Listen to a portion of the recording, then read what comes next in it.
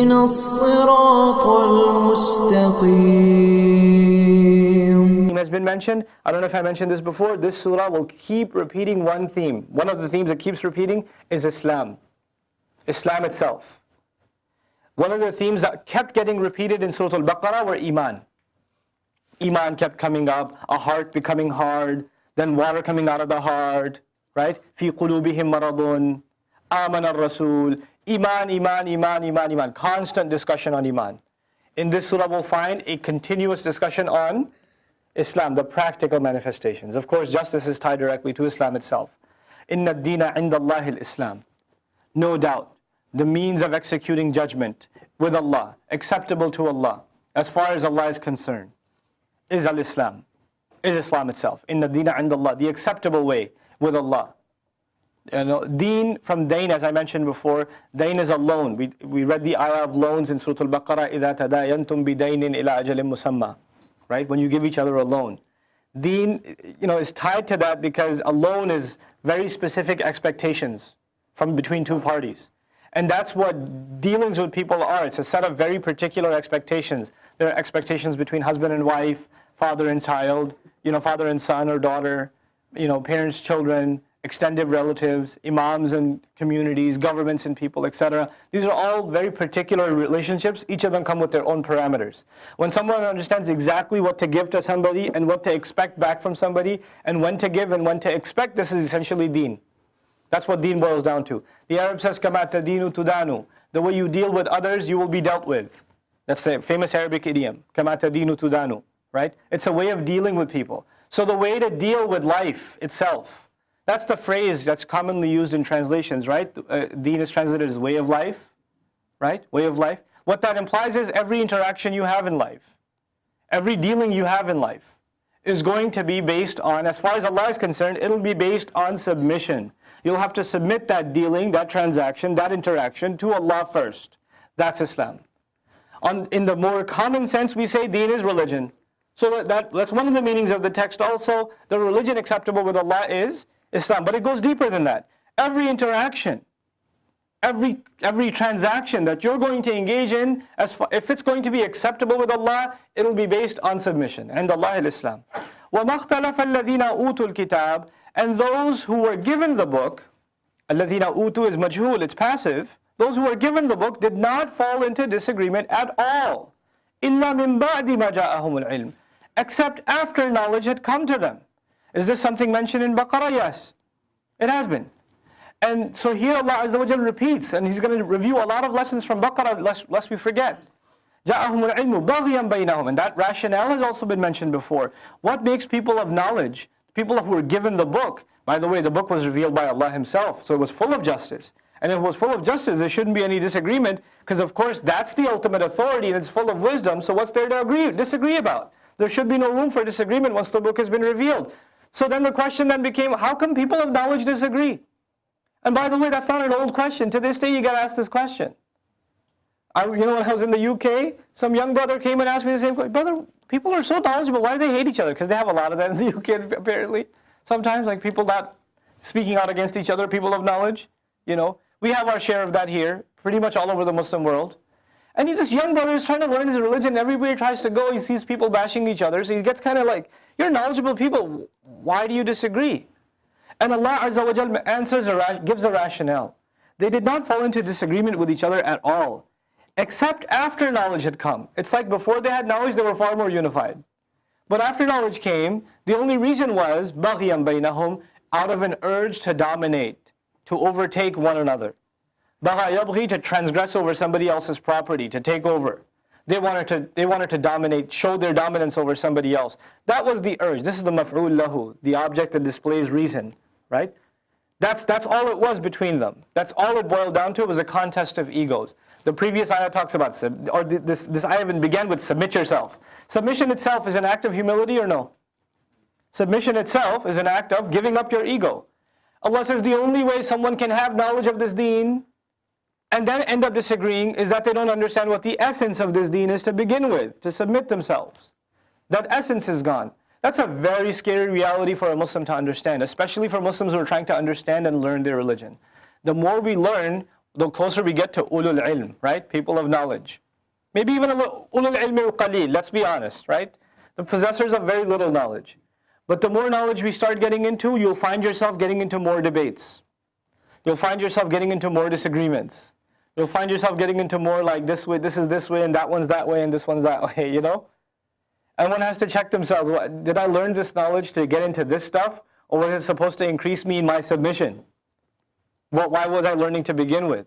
One has to start questioning their original intent. Otherwise, you can have extremely knowledgeable people, and the only thing they'll have is that knowledge. What they won't have is submission. They'll have lost the very essence of what they started out with. Subhanallah. وَمَنْ يَكْفُرْ بِآيَاتِ اللَّهِ. Look at the harsh verdict of Allah on people like that. Whoever would disbelieve in the ayat of Allah. Conditional statement. Whoever would do so, in other words. Yakfur is, sukun at the end, yakfur, makes it a hypothetical statement. Whoever would disbelieve in the ayat of Allah. In other words, whoever would disbelieve in the ayat of Allah in accordance with what has been discussed in this ayah. This manifestation of disbelief, not just any kind of kufr, this kufr of disagreeing even after you have knowledge, only for projecting your own ego forward. Then فَإِنَّ اللَّهَ سَرِيعُ الْحِسَابِ. Then certainly Allah is quick in taking account. Sari', quick. Hisab, audit. Very quick to audit. Now audits by definition take time. So this is very eloquent from Allah to say, no doubt about it, this audit will be very fast. But there's another subtle beauty here that I want to mention. And that is that, when people of knowledge argue, every time you pass a verdict against them, they'll have an intellectual response and they'll take time before you get to the final verdict. So it's not with Allah. Not with Allah, it'll just happen.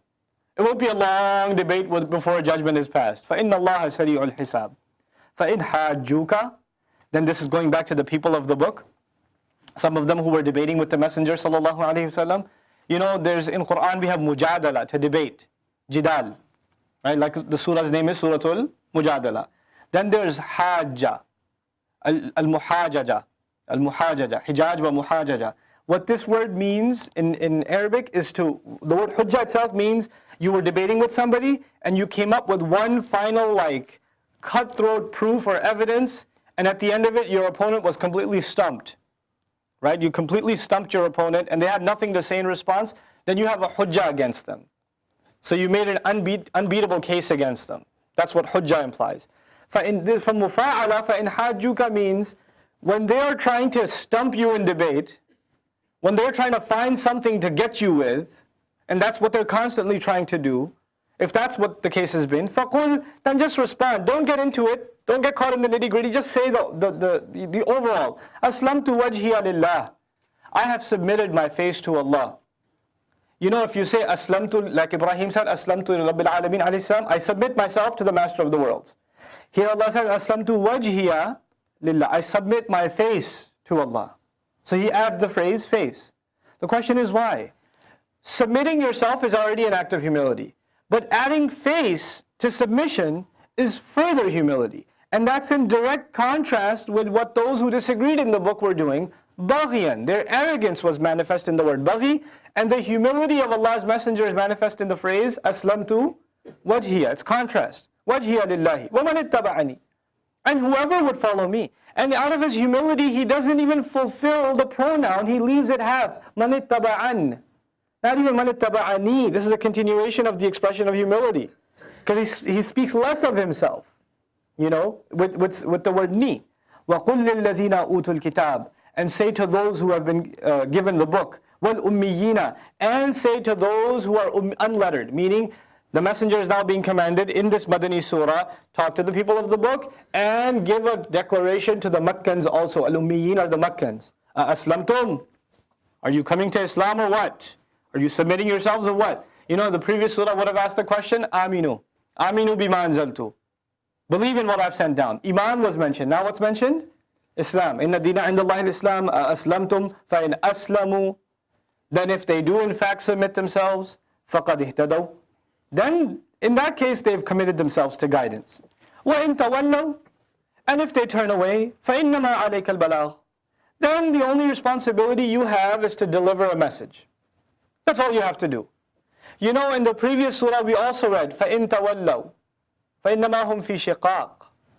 If they turn away, then they're just stuck, they're rigid in their disbelief. Now, when someone is rigid and they're not, Allah is telling you they're not going to listen, wouldn't you be motivated to not talk to them anymore? If Allah has already passed a verdict, this guy's not going to listen. Then why even waste your breath? But Allah says to His Messenger in this ayah, continuing that conversation, if they do turn away, your responsibility, all your responsibility is to communicate the message. That's all I'm asking you to do. Whether they turn away, whether they accept, whether they think about it inside or not, that's not your concern. Your concern is to continue to deliver the message.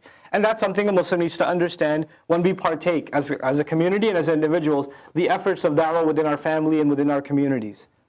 It's regardless of whether it's being received well or not, or regardless of whether you think a person's actually paying attention to what you're saying or not, or you think they're impacted by it or not.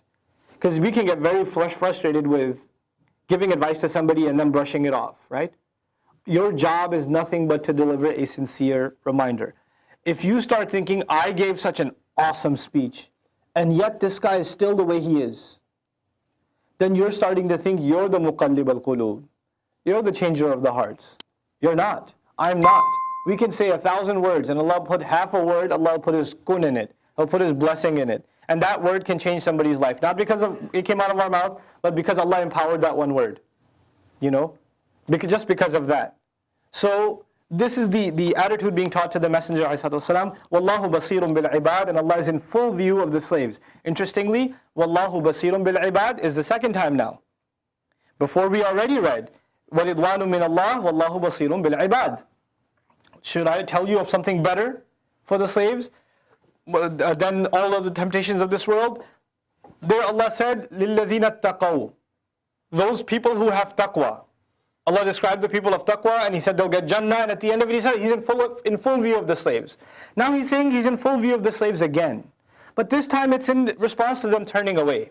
Now let's compare these two things for a moment. Taqwa is where? Inside the heart. Someone turning away when the messenger is talking, is that an unseen action or a seen action? It's seen. It's seen. When Allah mentioned people who have taqwa, only Allah knows who doesn't. So we understood at that point, Allah is in full view of the slaves. Who stands with taqwa and who doesn't, He knows. In this case, the messenger is talking to somebody and somebody's walking away.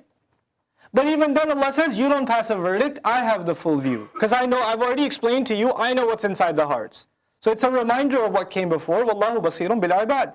Inna alladhina yakfuruna bi ayatillah. No doubt about it, those who disbelieve in the ayat of Allah, those in the miraculous signs of Allah, those who disbelieve and will disbelieve. This inna alladhina yakfurun captures the present and encapsulates the future. If you compare this to the ayah that came in Surah Al-Baqarah, where we read ذَلِكَ بِأَنَّهُمْ كَانُوا يَكْفُرُونَ بِآيَاتِ اللَّهِ وَيَقْتُلُونَ النَّبِيِّينَ بِغَيْرِ الْحَقِّ. You know, we read that ayah too. But if you notice the beginning of that ayah, ذَلِكَ بِأَنَّهُمْ كَانُوا يَكْفُرُونَ. That is because they used to disbelieve. That was a comment about the history of the Israelites, that they continued to disbelieve in the ayat of Allah and kill prophets. Here, Allah is not talking about the past, He's talking about the present and the future. So there's already a difference in style and context. There's another thing too. There, Allah Azza wa Jal was talking to a very particular group. And there was one particular justification Allah had given them where they can kill. And there were other al-hurru bil-hurr wal-ayn, eye for an eye.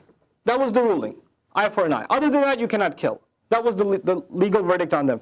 An additional legal verdict on them was la tasfikuna dima'akum. You will not be allowed to shed your own blood. In other words, your own people, you are absolutely not allowed to kill them. We read that in Baqarah also. There Allah used the word بِغَيْرِ الْحَقِّ, without the justification. Why? Because the justification means something that is known. That's what the implies in Arabic, something that's known. Kind of like definite and indefinite in English, common and proper. Something that's known. To the Israelites, not killing one of your own, or not killing without due cause, that particular cause, is absolutely known. They knew it. So al-haq was used. Here the conversation is more general than just the people of the book, or Jews. It's the Jews and any extension thereof, even after. Any extension. First of all, it's a wider group. It's more general language. Second of all, Allah did not limit it, because it's also the present and the future.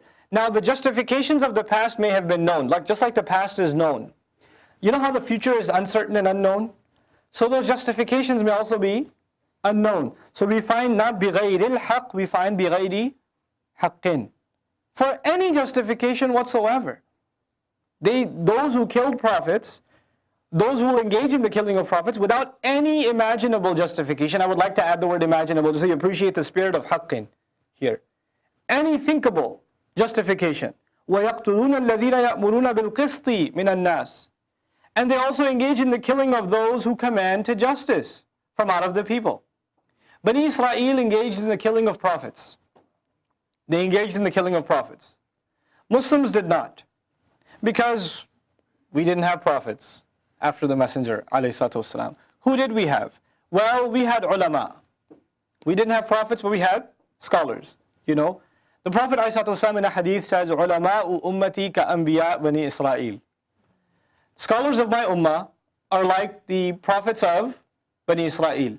Now you can take that to mean they are honored like the prophets of Bani Israel were honored. They shepherded the people just like, or my ulama would shepherd the people like the scholars of Bani Israel, or the prophets of Bani Israel shepherded the people. But you can look at it in the tragic sense too.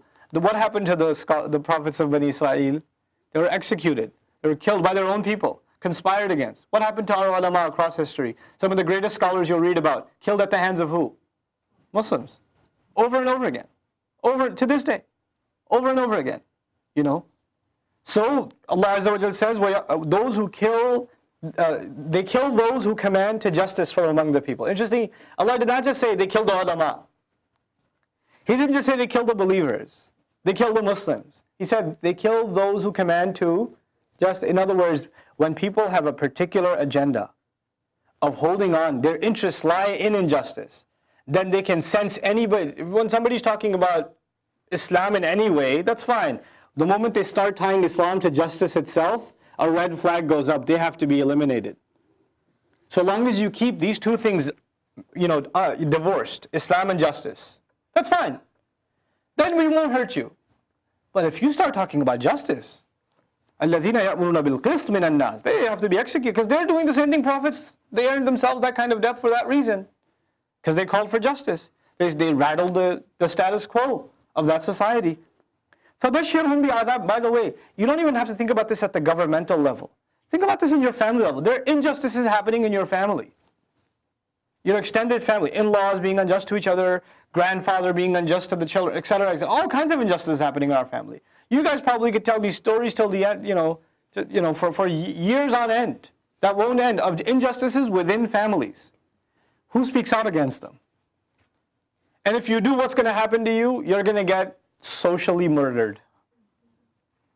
And if you try to talk about it, your dad will tell you, shh, I'll kill you.